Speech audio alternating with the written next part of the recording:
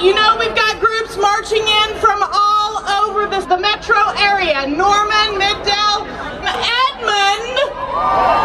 We just got a call from the Highway Patrol and 3,000 people have joined the Edmond March in.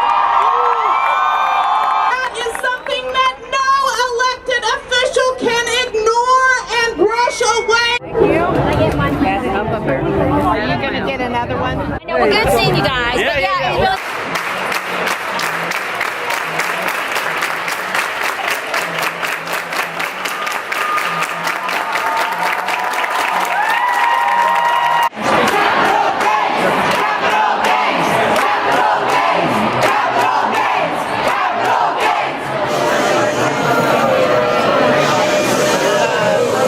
House Bill 3113 is an income tax.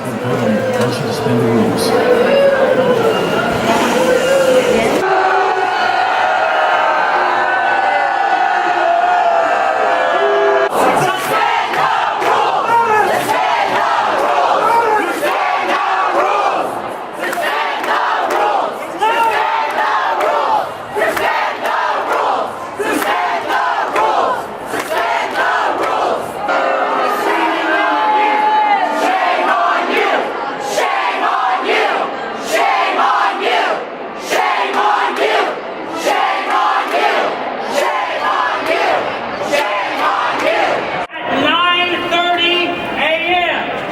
They're not going to take all of this.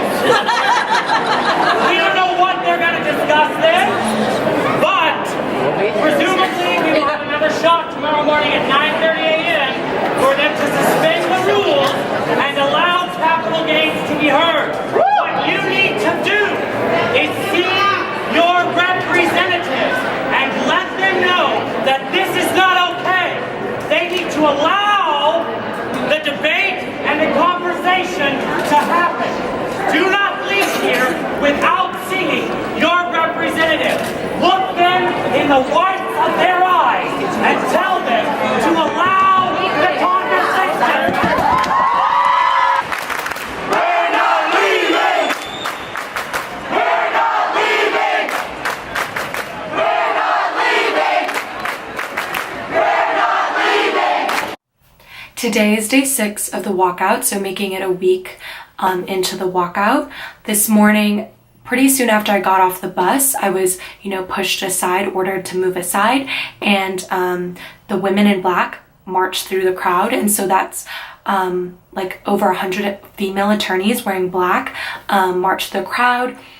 Came to the Capitol to meet with lawmakers to show their support of educators, but also to propose different funding proposals, try to help end this walkout. Today I went alone, and that was great because I ended up talking with different educators from TPS, Tulsa Public Schools.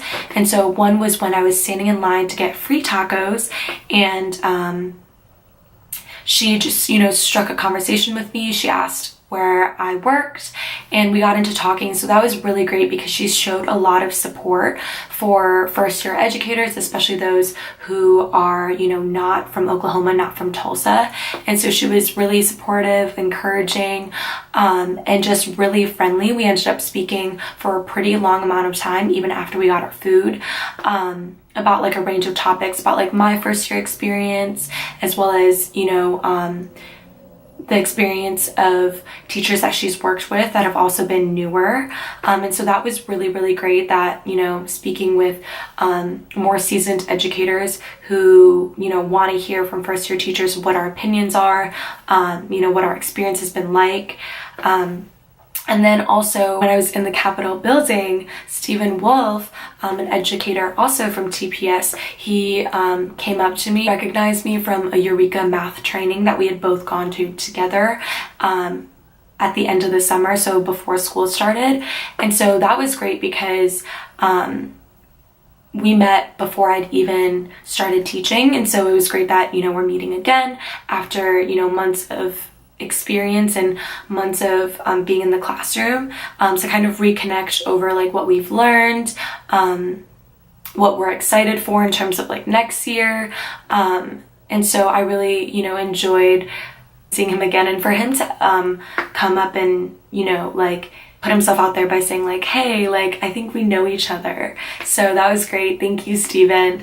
And lastly, I wasn't able to go into the session, but I was like standing or sitting right by the TV that was filming the session that the senators were having. And so today there were many times when certain senators would ask to suspend House rules to talk about the capital gains bill, to talk about, you know, teacher retirement, to talk about income taxes, and they all were vetoed or voted down. And so nothing new got passed today, but we do have the 2 bills that were passed last Friday to celebrate. So that's the Amazon tax bill, as well as the ball and dice bill. That revenue is supposed to go into supporting education funding, although it's not all of what we asked for and what we need. I think, you know, it's a step in the right direction. And so we're expected to be there tomorrow at their session at 9:30, just to continue to push and to fight for the education funding that is necessary to make Oklahoma nationally competitive, you know, to incentivize teachers to stay in Oklahoma and to stay teaching in Oklahoma. It's not okay that there are districts in Oklahoma that only have 4 days of school. It's not okay that there's principals that have to be principals of 2 schools getting the same pay, along with the other you know, issues that have already been brought up of like 20-year-old textbooks that are like barely being held together by the binding, and, you know, broken down chairs and desks. So for anyone confused about what Oklahoma teachers are still fighting for, despite the fact that legislators did approve of a raise for a year, we are fighting for additional education funding. So funding from increased taxes so that our classrooms can be updated, so that our resources can be updated, because a lot of us are using, you know, our personal resources, our personal money, which is not a lot, to fund our classroom. And it's just gotten to a point where it's not okay, you know, and we need to see the respect for educators from these legislators, and we need to see the respect for public education.